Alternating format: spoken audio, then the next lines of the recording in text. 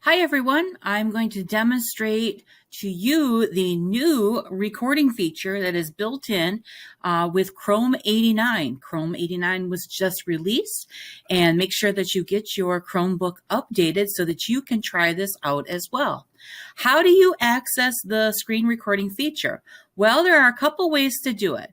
The easiest way to do it is just to go down in your lower right-hand corner here by the time, and you can see something that says screen capture.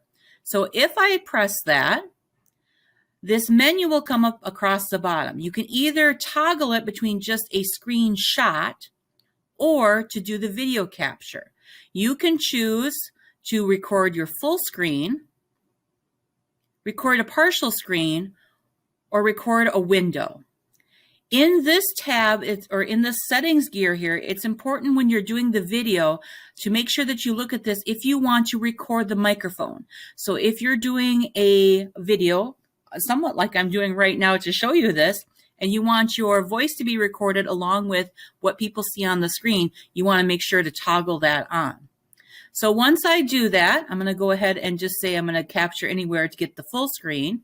And it says click anywhere. So I'm going to go ahead and do that. You get a countdown, and now you are recording. So I am recording my voice as well as anything that I'm doing with my cursor, bringing up anything, going from tab to tab, and so on.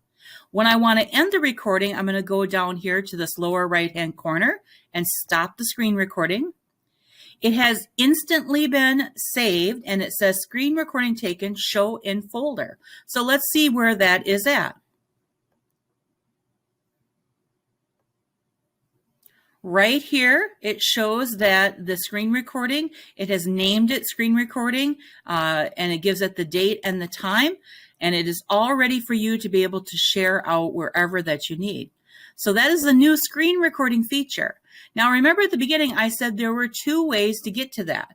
The first way, again, was down in this lower right-hand corner and choosing screen capture, or by hitting the keyboard combination of the Control key, the Shift key, and the Windows key, which is kind of in the middle of the top row. It looks like a rectangle with two lines on the side, and that is the same way that you get to it. That would be the keyboard shortcut.